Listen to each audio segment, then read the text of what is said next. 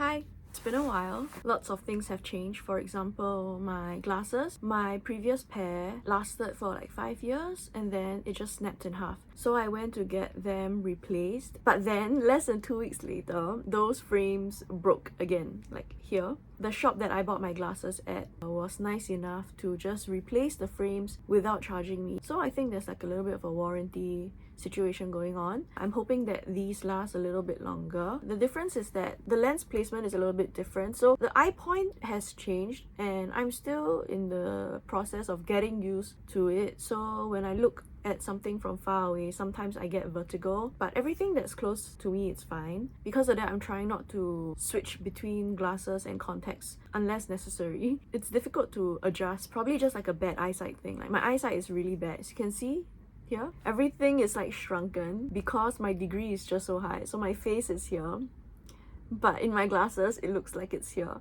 My degree is like 900, so when I wear glasses, they distort my face. Can't be avoided. So I want to talk about some books that I've read in the past month or so, just because I can and I have the time. The first book I want to talk about is Mary and the Birth of Frankenstein. This was written by eekhout. It was originally written in Dutch. The interesting thing about this book is that it says here Mary or the Birth of Frankenstein. However, for some reason, the official book title, if you Google it and everything, is Mary and the Birth of Frankenstein. I guess it doesn't really make a difference whether it's and or, but when I was reading this book, I realized that the connector matters. It does matter whether it's and or if it is or. When you say that it is Mary and the Birth of Frankenstein, you're implying that this book focuses on the author as well as how her most famous piece of work came to be.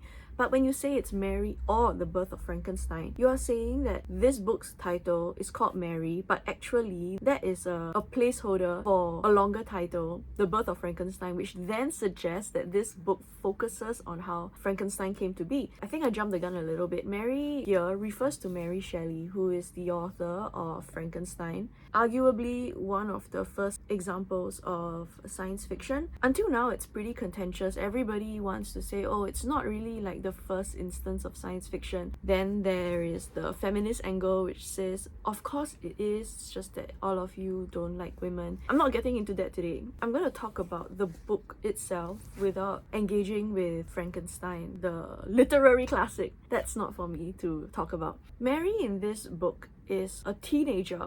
To me, she's a teenager, but I'm sure in back then she was considered a full-fledged woman. She's like, what, 17?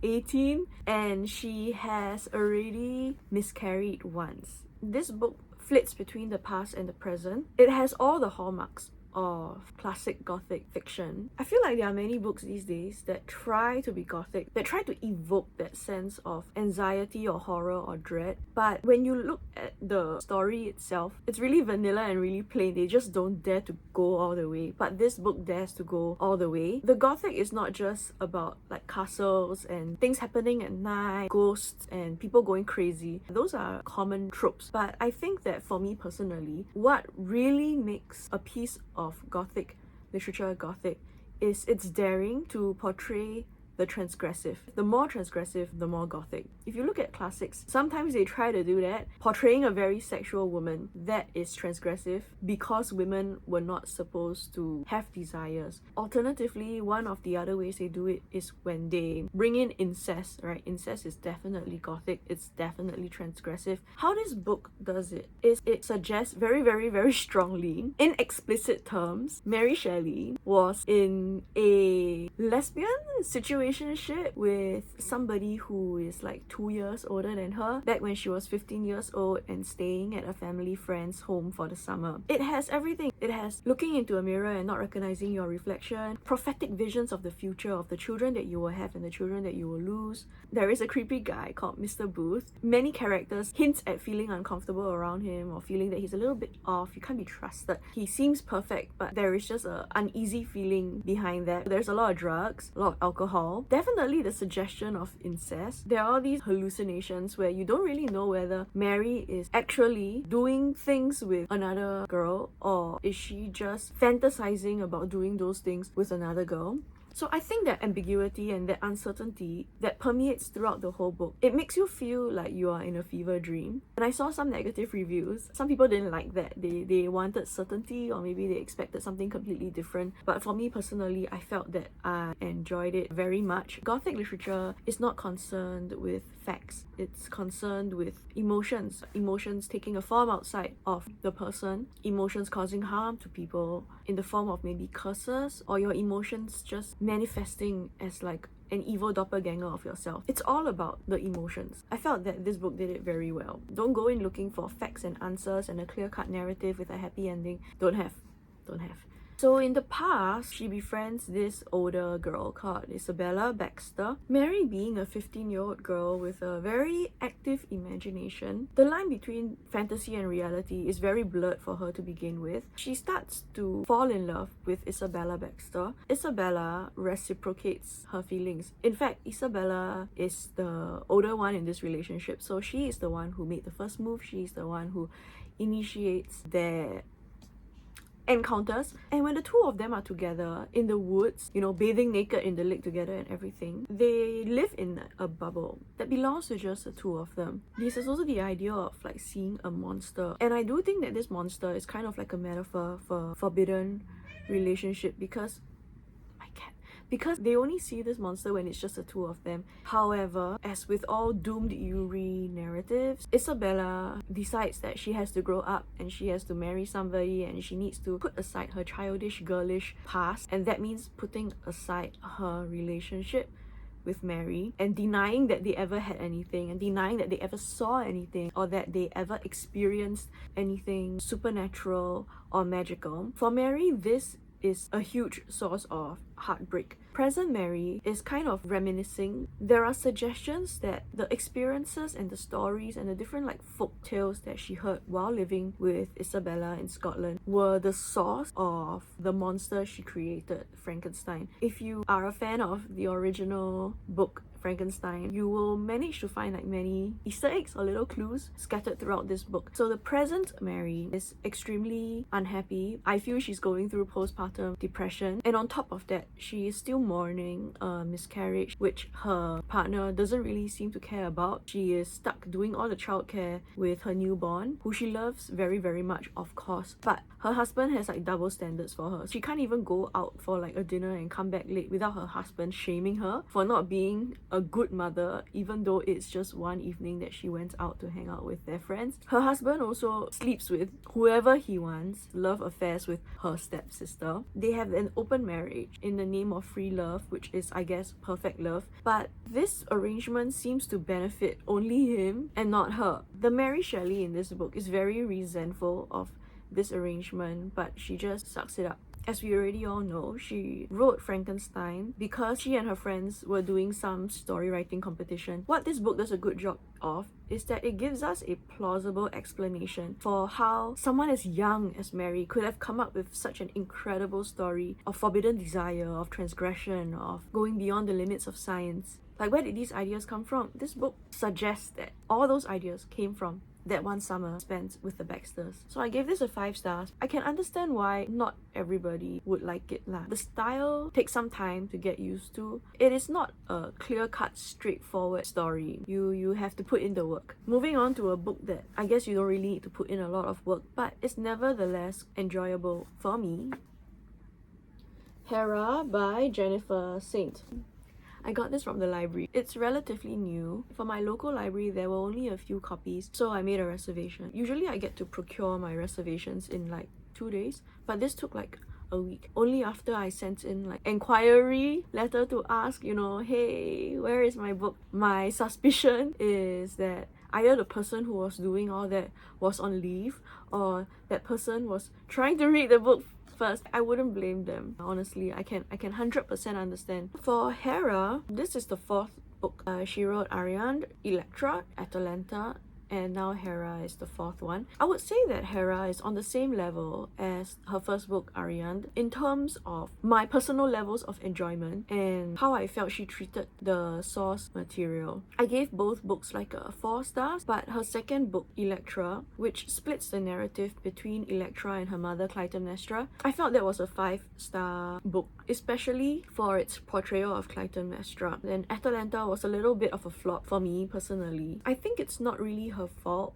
but it is that the character herself is not very complex. Ariane, she does something wrong. She kind of messes up her own life. She messes up her sister's life. Electra messes up. Clytemnestra messes up. But Atalanta, she doesn't really do anything, you know, like bad. She doesn't have a bad reputation. She doesn't commit any kind of grave sin. For a character like that, it's very difficult to give them depth. So I felt that Atalanta came out a little bit like a girl boss, woman warrior kind of stereotype. But Hera, I was excited to hear that she was writing about Hera because Hera has such a bad reputation. With the exception of Elise John, who mentioned Hera in Orpheus and Eurydice, in any other book, she is depicted as a very jealous and very vindictive wife. A wife whose husband constantly cheats on her, so she's constantly trying to catch him, and because she can't punish him, she punishes the women that he either seduces or forces. That makes her kind of like an anti-feminist icon, because how can you not be on the side of the women, right? Like, how can you punish the poor women who are actually the victims of your husband's infidelity? Like, your husband disrespects you, and instead of taking up with him, you take up with the mortal women, you punish them. Hera's character has a lot of potential for rehabilitation, which is why I was excited to read this book. And it's a really thick book, you see.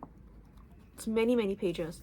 This book differs from her 3 other books in scale. It is really epic in scale, from Hera's conception even before the Olympians were created. This is not something that has been done in her other books, because her other books focus on mortal women with limited lifespans, and the gods just sort of play like a background character. I felt it was really ambitious. It does try to cover the main events of Greek mythology: creation of man, the punishing of Prometheus, the giants attacking the Olympians, the Argonauts, Jason's quest, like the Trojan War. By the end of the book, the Olympians were already fading in popularity and people were not really worshipping them anymore. Hera in this book, she definitely is not a feminist icon, but I would say that the author's portrayal of her is one that is complex. She has many flaws. The villain is clearly Zeus, but Hera can be really selfish. When she wants to take revenge, she doesn't care who she hurts. A lot of times, I started to wonder, like, you know, is she the bad guy here? But I think that's just the difficulty with talking about a goddess. You can't expect a goddess to have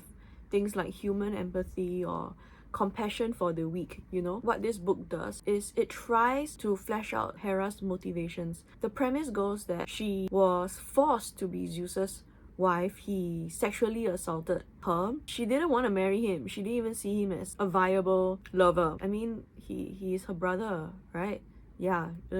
Zeus gave her the role of being the goddess of marriage. So this is not something she wanted, but something foisted upon her, and she resented it a lot. For most of the book, she honestly didn't give a shit about human beings. You don't need to like a character to keep reading about them. By the end of the book, I would say that there is significant character development. Hera starts out as a cold and aloof goddess, understandably because of how she has been treated by her husband. You can't really expect her to be kind and loving after that. She manages to free herself from her anger, from her resentment, and once she decenters Zeus from her life, she's able to live in a better way. She's able to move on. She's able to make a life for herself. There is a happy ending. There are also a couple of ARCs that I read. I really wish that NetGalley could give out like EPUBs again. Like, protected EPUBs is fine. Protected PDFs are so difficult to read. I give up. I just read the PDFs on my phone, and then I zoom in and then I zoom out and zoom in and zoom out and zoom in and zoom out. One book I received an ARC of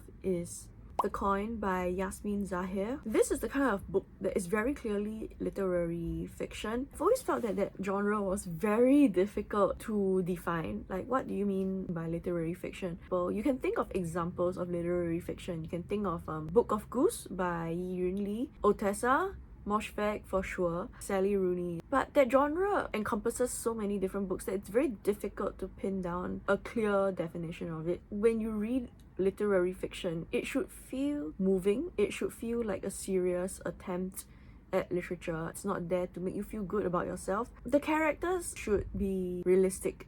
their motivations, their emotions, they should be a little bit ugly. That's what I think literary fiction tends towards. So this book checks all the boxes. The main character, a young Palestinian woman living in New York City. She teaches in a boys' school. She teaches 14-year-olds. The things that she does with them are really crazy and unhinged, I feel. I was so stressed reading this book. I kept thinking that her boss or her principal was going to walk into her classroom and see what she was doing, and she was going to get like arrested or something. Thankfully, that didn't happen. She did say, you know, that so long as her students continue to do well in the standardized tests, they don't really care what she does in the classroom. That's a lot of power, and she does abuse that power for sure. So this woman seems to be unaffected by what has happened to her home. She resists all the stereotypes of the Palestinian diaspora, I would say. Usually, if you were to say this is Palestinian literature, you would go in expecting long passages talking about the genocide, or you would expect heart-rendering depictions of somebody's grandmother or grandfather getting killed. But the protagonist in the coin tries to avoid all talk of that. It's not that she isn't affected or that she isn't traumatized. She is. It's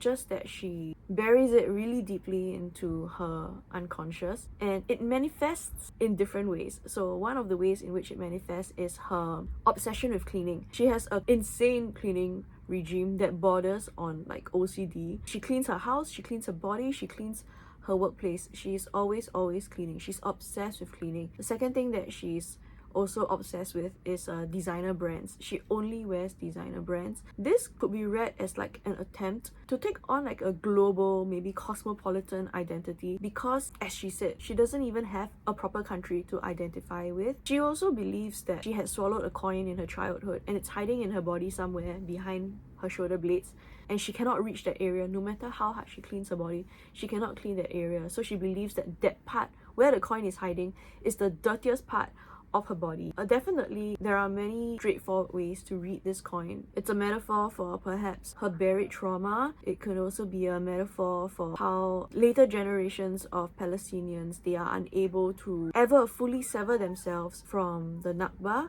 Lots of ways to read it. Very interesting book. It did make me feel very uncomfortable, especially towards the end. But I think that literature is supposed to make you feel uncomfortable. If you wanted something comforting and heartwarming, you could always go to another genre, not literary fiction. Another ARC I read is Gorse by Sam K. Horton. So this book is coming out this coming September. So this is a historical fantasy. It's set in Cornwall in the 1700s. And I call it a fantasy because there is magic, there are the Fae. It posits that there is a world above and then there is a world below called the underworld. There is a keeper who is meant to maintain the balance between the underworld and the upper world. But then guess what? Christians have arrived. Because the Christians were really aggressive, you know, it's a little bit like crystal fascism. They are trying to drive out and eradicate all belief in the old systems. Because of that, the underworld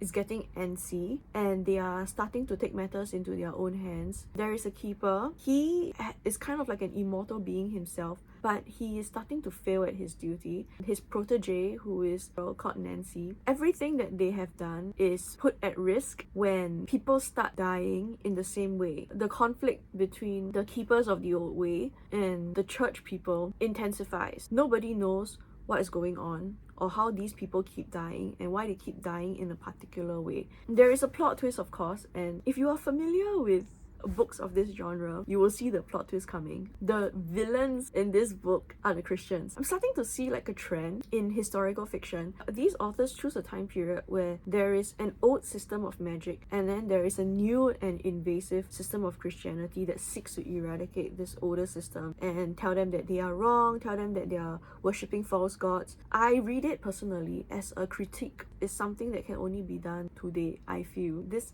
idea of reminding people that Christianity is a new religion, that people used to worship other gods and other beings before Christianity came about. When you read Greek mythology retellings. It is treated like some kind of fantasy, but the reality is that that religion was a lot older than Christianity. It's not just a story. People genuinely believed in them, and people still believe in them. They are not myths. They were a legitimate religion. Maybe it's difficult to envision it now because of how powerful Christianity has become. I like to remind myself that if the religion that had so many worshippers, the Greek pantheon, can become just a children's story right now, there is no saying what might happen to Christianity 1,000 years from now. Okay, the last book I'm going to talk about, Compound Fracture by Andrew Joseph White. I really liked his other book, Hell Followed With Us, which is not available in Singapore. It did contain quite a lot of body horror, but I like body horror. I remember that what I enjoyed about Hell Followed With Us was this idea of a rat king. Yeah, really good book. Compound Fracture, I felt genuinely afraid for the characters as I was reading. There is an intergenerational conflict that has lasted like 100 years. So two families, the Davies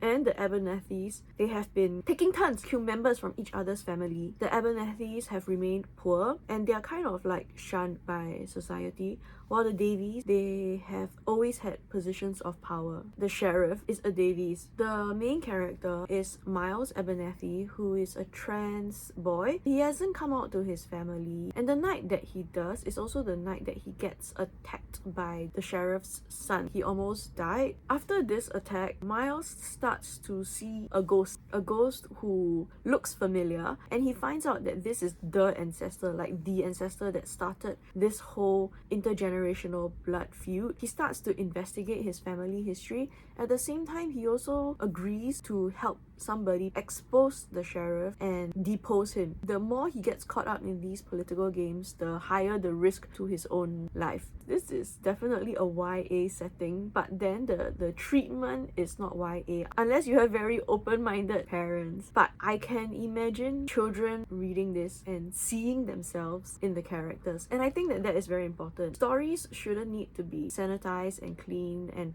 perfectly packaged for them to be available to children. Like, honestly, if you are an adult reader, you're telling me that you didn't read weird things when you were a teenager, like you didn't discover a book in your school library that was probably put there by mistake and then you brought it home and you read it. Some things do need like adult guidance, but at the same time, I feel that children are a lot more clever and resilient than most people would like to believe. You need to trust that they are able to engage critically with a work of fiction, seek clarification if they need it. These are not the only books that I've read, but these were the books that I felt left a strong enough impression on me to want to talk about them. Right now, I do have a disproportionate amount of free time. I'm planning to maybe like cut back on the reading, watch more movies while I can. I'll probably pick up my pace of reading when I have long commutes again. Yeah, it's kind of difficult to get reading done with a toddler running around. A movie is easier to dip in and out of, I feel. I have quite an exciting TBR, so I'm really looking forward to chipping away at it bit by bit. For example, I got this book at a book swap, Free Food for Millionaires by Min Jin Lee. So this is the author who wrote Pachinko, which I enjoyed, but it's heavy. It's really heavy. Depressing. You read it and you're like, that's how women lived? I'm saving this for my long train and bus rides. Then I can be properly depressed on public transport. That's all. Thanks for watching. Bye.